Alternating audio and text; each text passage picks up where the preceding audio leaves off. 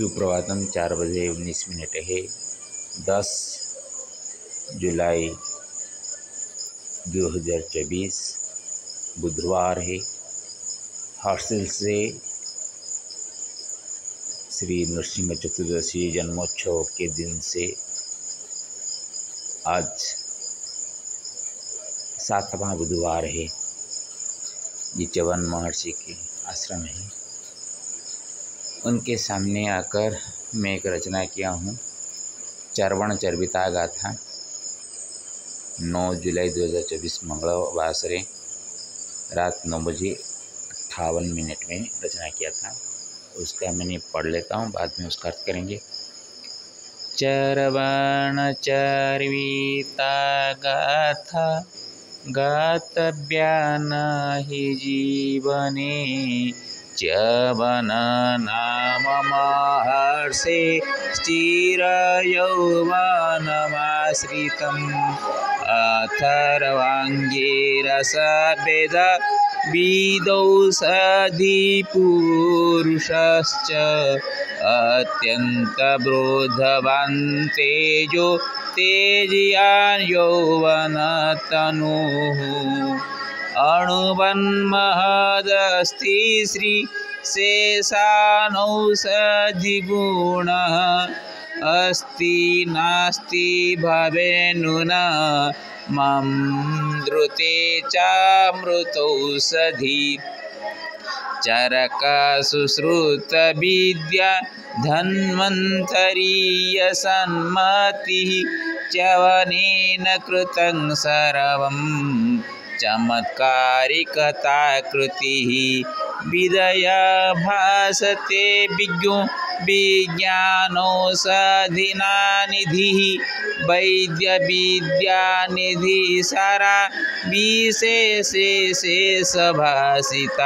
तात्कालिकसुखायाद्य आशु चिकित्सकगणः, त्यजति प्रकृतिकौषधेश्च सद्गुणधारकं। गायन्ति तेऽद्य गाथेयं गर्दभभारवाहनं,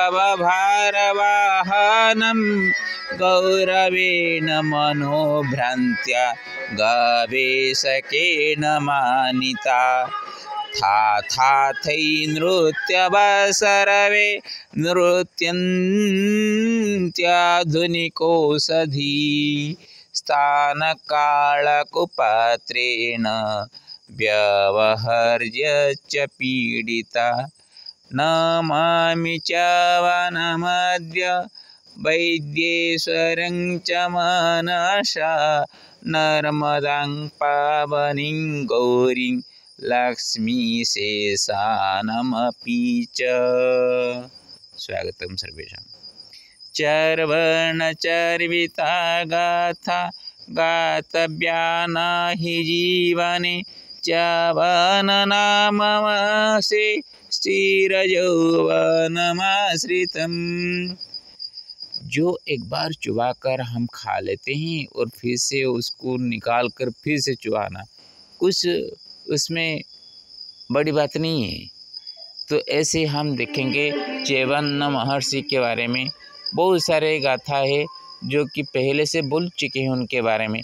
उनको फिर से मैं कुछ ज़्यादा कुछ बोलूं तो ये क्या बात है, कुछ नहीं। जीवन में मैं जो चीज़ हो गई है उसको बार बार बोलने में कोई अर्थ नहीं रखता। फिर भी एक ऐसे महर्षि वो ऐसे एक आयुर्वेद के वो एक ज्ञाता थे जो कि एक राजा के पास गए अपने राजकुमारी के साथ वो शादी करने के लिए। उनको हाथ मांगा, तब राजा ने सोच पड़े कि मैं दूं तो बेटी का जीवन खतरे में, वो बूढ़े हो गए थे, और ना दूं तो महर्षि कुछ गुस्से में आ जाए तो कुछ अनर्थ हो जाएगा।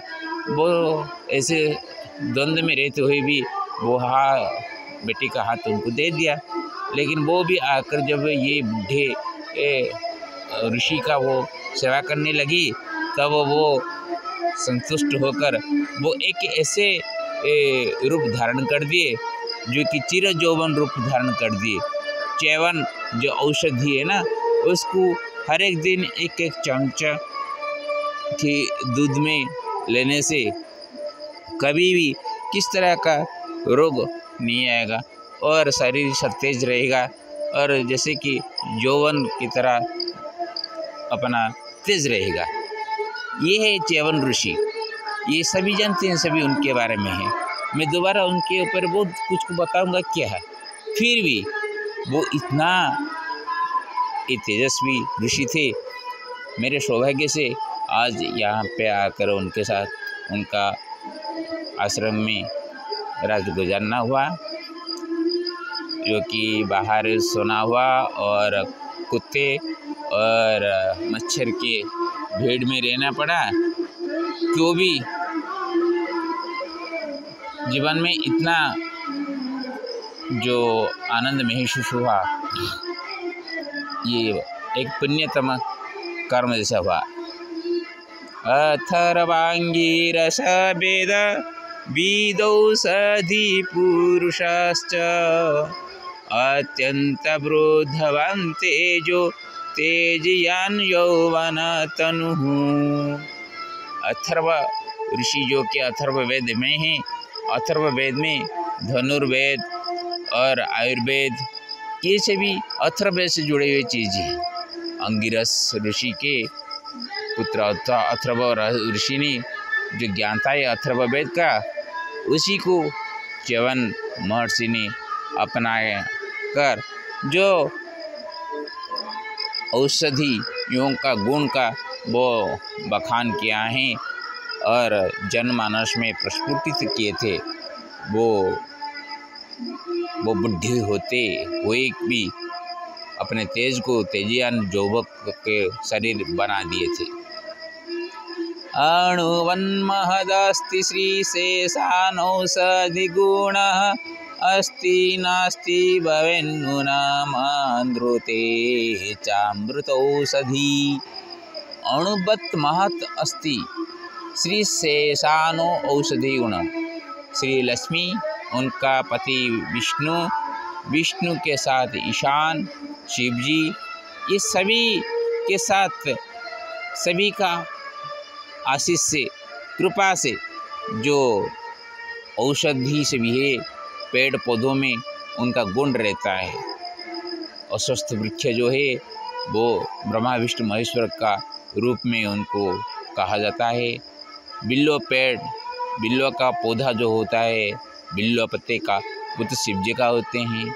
और आंवला जो होते हैं ना, वो श्री लक्ष्मी जी का होते हैं। और बरगद का पेड़ तो विष्णु का ही होते हैं।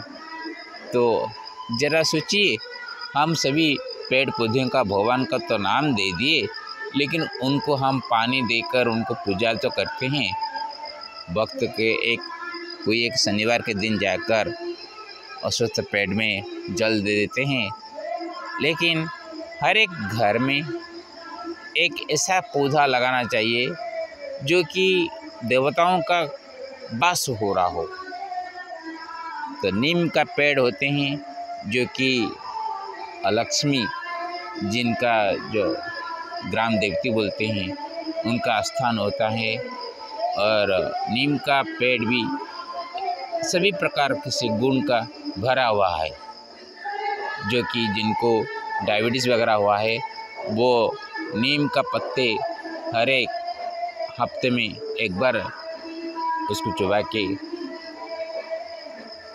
खाली पेट में खाएंगे तो वो अच्छा हो जाएगा।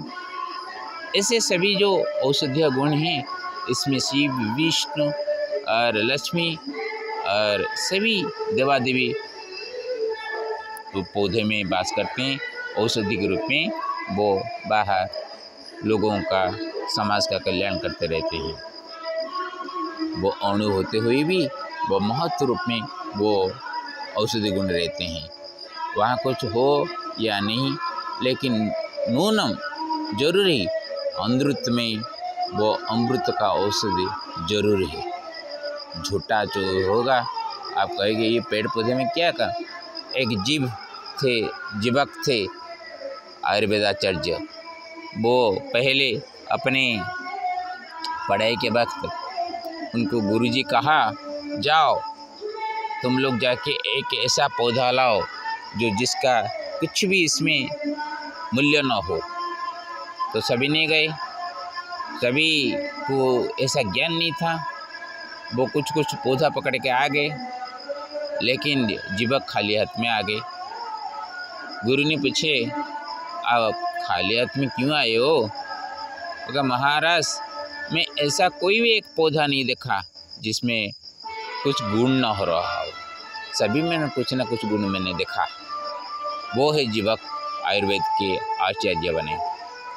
ऐसे च्यवन महर्षि एक ऐसे जो कि अपने बुद्धिमत्ता से, ज्ञान से वो औषधियों का गुण को वो निखारते हुए जो कि चिर यौवन जैसे हो सके, ऐसा एक च्यवनप्राश बनाया था।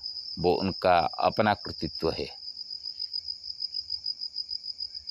चरक सुश्रुत विद्या धन्वन्तरीय सन्मतिः च्यवनेन कृतं सर्वं चमत्कारी कथाकृतिः।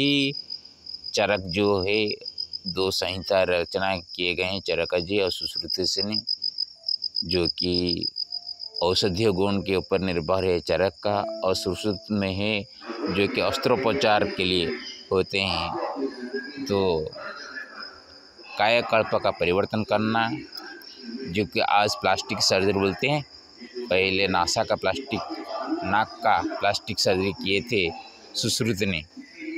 भारत आयुर्विज्ञान में पहला वो है जो कि ऑपरेशन करने में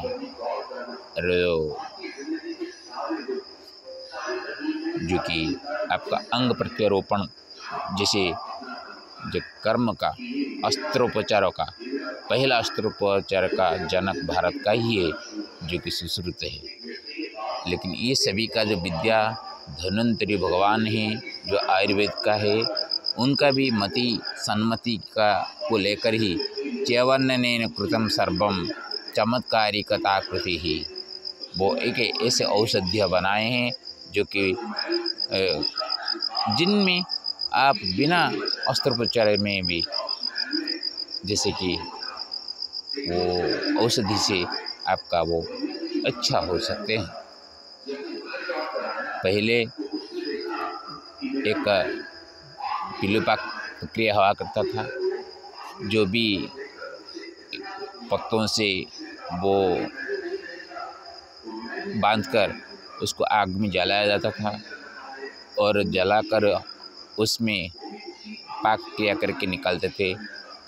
और ऐसे भी होता था, कोई मिट्टी के बर्तन में औषध सभी बना के उसको नीचे मिट्टी में गड्ढे में खोद दिया जाता था और 1 साल के बाद उसको निकालकर उसको व्यवहार के लिए दिया जाता था। बहुत प्रकार का प्रक्रिया है, इसका पंच प्रक्रिया भी कहा जाता है। बहुत प्रकार पंच जो आयुर्वेदिक का ज्ञानता होते हैं वो जानते हैं पंच प्रक्रिया क्या होते हैं। वो इससे आयुर्वेद के माध्यम से शरीर का सभी प्रकार का रोग निदान किया जा सकता था। विद्यया भासते विज्ञो विज्ञान औषधिना निधिः वैद्य विद्या निधि सारा विशेषे शेष भाषिता। विद्या के माध्यम से भाषण करते हुए विज्ञान जो कि विद्वान होते हैं, विज्ञानजन होते हैं, वो विज्ञानजन विशेष रूप पर ज्ञान अर्जन करने के बाद वो विज्ञान औषधिना निधि ही, जो विशेष ज्ञान से जो ढूंढ के निकालते हैं औषधियों को, उसका एक निधि भारतवर्ष में ही है और कहाँ पे इतना आपको देखने को नहीं मिलेगा।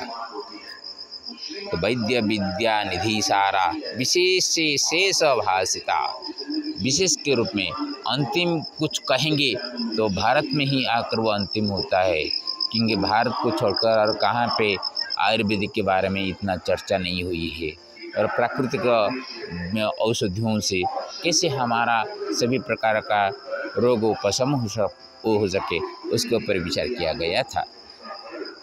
तात्कालिक सुखायाद्य आशुचिकित्सकगण त्यजति प्राकृतिकौषधेश्च सद्गुणधारकम्। जल्दी कैसे हमारा चिकित्सा हो जाए, जल्दी हम उपशम हो जाए, उसके लिए सभी एलोपैथी के ऊपर जाते हैं। एलोपैथी में क्या करते हैं ना, एलोपैथिक में तरह तरह का उनमें जो केमिकल वगैरह मिलाया जाता है, उसमें से तो आपको हठात आपको मिल जाएगा उपशम, लेकिन वो साइड इफ़ेक्ट होते हैं जो दूसरे रोग का वो निकाल देते हैं। और आजकल तो जिस तरह का नकली दवाओं का भरमार हो रहे हैं, इसमें से तो किसी का तो मंगल होगा, ये आशा करना भी बेकार हो रहे हैं। लेकिन आयुर्वेदिक ऐसी ही औषधि किससे निर्मित होते हैं औषध, जो दवा आप खाएंगे अच्छा ना हो तो ना हो, लेकिन बुरा नहीं होता है, और दूसरे जो पार्श्व प्रक्रिया जो साइड इफ़ेक्ट वगैरह ये चीज़ आपको नहीं मिलेंगे, और थोड़ा सा देर लगेगा, क्योंकि उसका प्रक्रिया से आप वो सही प्रक्रिया से सही प्रकार का जो तरीके से आपको निर्देश के अनुसार परामर्श करके आयुर्वेदिक विद्वान से, वैद्य से आप उनसे करेंगे, जो वो बताएंगे उसी के हिसाब से सही दवा लेंगे तो ज़रूर अच्छा हो जाएगा। कोई नहीं कि आयुर्वेदिक खाकर कोई भला नहीं हो रहा हो, लेकिन जल्दी हम कुछ अच्छा हो जाए बोल के वैद्यों को, जो आजकल डॉक्टरों के पास जाते हैं और दवा खरीद कर ज़्यादा पैसा खर्च कर वो बेबोहड़ दवा खाते हैं, और अंत में उनका इतना बुरा हाल भी हो जाता है। वो अपना जो सद्गुण जो होते हैं, आयुर्वेदिक का जो गुण होना चाहिए, एक चिकित्सक का जो गुण होना चाहिए, वो सब सद्गुण को नष्ट कर देते हैं, और कैसे पैसा कमाएं इसलिए उसके ऊपर ज़्यादा वो ध्यान देकर काम करते रहते हैं। गायन्ति ते अद्य गाथेयं गर्दभभारवाहनं गौरवेण मनोभ्रान्त्या गवेषकेन मानिता। जिस आयुर्वेद को गवेषणा करके गवेषकों को भी उसको मान्यता देते हैं, फिर भी कुछ ऐसे हैं जो कि गड्ढे के ऊपर भार रखने पर उसको पता नहीं चलता वो चीज़ जो ऊपर उसका वो ढो के चल रहा है इसमें कितना मूल्य है। तो इसी की तरह कुछ डॉक्टर ऐसे हैं, वो तो ज्ञान तो बहुत सारे पाते हैं, लेकिन सही मायने में क्या हो सकता है, रोग का उपशम हो सकता है, उसका उनका पता नहीं होता। पता हो तो भी वो क्या करते हैं, पैसा के अंधे में वो ऐसा इलाज करते हैं, कुछ समय के लिए उसको तो अच्छा कर देते हैं, लेकिन कुछ दिन के बाद वो दूसरा साइड इफ़ेक्ट लेके फिर से वो डॉक्टर के पास जाता है और एक इलाज करने के लिए। ऐसा लगता है एक रोगी एक डॉक्टर के पास एक बार तो अच्छा हो जाता है, लेकिन दोबारा जो रोग पकड़ के और एक डॉक्टर के पास जाना पड़ता है। तो डॉक्टरों का पास जाना उनका सिलसिला लगता रहता है, और डॉक्टरों का भी हर एक रोज़ एक नए जो रोगियों का आना तांता लगता रहता है। तो इसमें क्या होता है कि जो डॉक्टर को जो भगवान कहा जाता है, वो डॉक्टर आजकल तो भगवान नहीं हो गए, आजकल कुछ ऐसे हो गए हैं कि व्यवसाय करने जैसे हो गए हैं, और उसका साधारण आदमी के ऊपर बहुत कष्ट झेलना पड़ता है। जो धनी होते हैं उनका तो कोई असुविधा नहीं है, एक इलाज किया, दो इलाज किया, वो जीवन भर भी पैसा खर्च करके इलाज करें तो भी उनका पास तो इतना कष्ट नहीं लगेगा।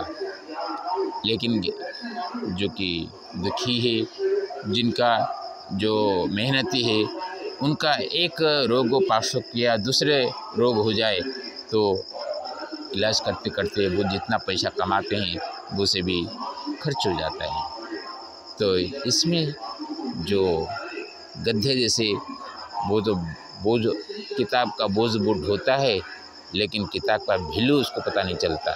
उसी तरह एक डॉक्टर एक मरीज को अच्छा करने पर वो मरीज जो सुखी होता है, जो खुश होता है, वो खुश से जो उसको आशीर्वाद देता है, वो आशीर्वाद का वैल्यू उसको पता नहीं चलता।